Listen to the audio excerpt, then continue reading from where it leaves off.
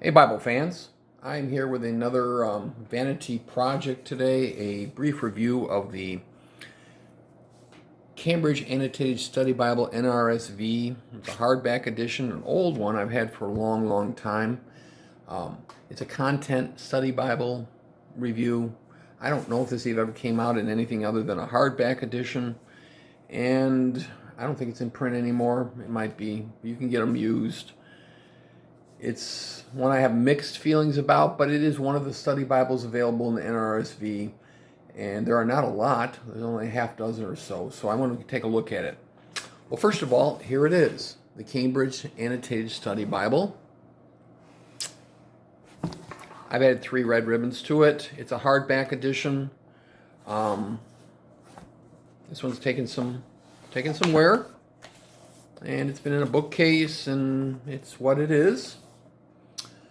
It is a Bible annotated Bible, study Bible that was put together by a famed scholar, now deceased, Howard Clark Key, a Yale PhD who taught at Boston University, many academic works, and he had help from a couple other people. It has 98 pages of articles in the front end. They range from the story of the Bible to individual introductions to books. They are kind of thematic. They're not too academic. That doesn't mean they don't have an academic tone to them, but they are not hardcore academic. They're kind of an overview. But 98 pages, real good. All right, let's take a look at the text. Here you go. Here's what it looks like. It is a double column. It is paragraph style for the most part. You have translation notes at the bottom. You have cross references on the inside column, and you have the annotations on the outside. It has a large amount of open space at the bottom, so this is actually a Bible you can write a good deal of notes in compared to most other annotated Bibles. This is not a wide margin, but it is more available than most. And let's talk about the print size. This is a 7-point print. It's not bad line leading. That means the space between lines. And the notes themselves, I would call them 6-point. Now, I'm just guessing, but they are small. This is not a reader-friendly Bible like a New Oxford Annotated Bible. You are going to use this Bible because you have good eyes. And I think Cambridge messed up on this. It is not a direct competitor with the New Oxford Annotated Bible. Even the newer ones that are 9-point are much more competitive in terms of friendliness to a reader. This is basically, I think of it as a reference to pull off the shelf kind of used Bible. And I can see why it never took off. Somebody at Cambridge messed up when they didn't put this out in at least a 9-point text version and an 8-point note version. Okay, I just told the truth. They're not going to fix it. It's in the past. It's a 30-year-old, 20-year-old edition, and that's what it is. What else does it have? Well, you see I marked some of it. That's back in the 90s when I was marking Bibles.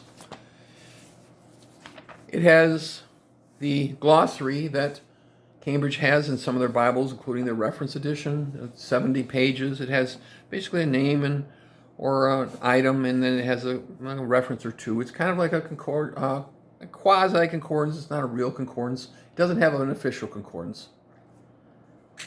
It has a lot of tables and maps, comparatively to a lot of Bibles, more. And, charts on the synoptics and some of that thing is somewhat useful.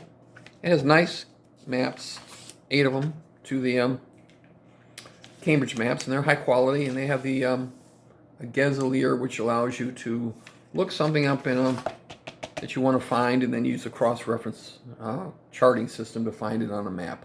And that's also nice. So you have the quality Cambridge search system for finding things on a map. The paper itself, I think you can write on this or mark on it, is a decent quality paper from the 90s. Maybe not super high quality, but certainly better than most of the inexpensive Bible papers of today. All right. Then you ask about the study notes themselves. What is the orientation? This is a Bible, a study Bible written from the historical critical point of view. That means it is not a conservative evangelical or fundamental or devotional or spiritual application kind of study Bible. This is an academic study Bible, and that's where you need to know. You can think of a New Oxford Annotated Study Bible and think of it's coming from the same ballpark. It is in line with that. It will give you another perspective similar to NAOB, and that's a good thing. So here's two that I pulled out. On the general overview of Genesis, it states, the form and content of this book show that it is the second result of a process of editing that went on over centuries. In other words, Genesis is a compilation put together over many centuries of steps of editing. It is not a product of Moses. All right, that's pretty much standard a academic approach. And then on Genesis 1:1 itself, it describes a section in the beginning as the priestly account of creation, which is one of the views of source of Genesis itself being based on several sources. So you're going to get an academic approach. The notes themselves, how do they compared to New Oxford Annotated Bible? Well, you have one chief contributor with maybe one or two others. This is a limitation and a plus. Howard Clark Key was a significant scholar, but on the other hand, you're getting the thoughts and works of a single man and maybe one or two other people assisting him. So this is a study Bible by a person. So it would be, in this way, it would be a limitation. So I would prefer the NOAB with a little broader.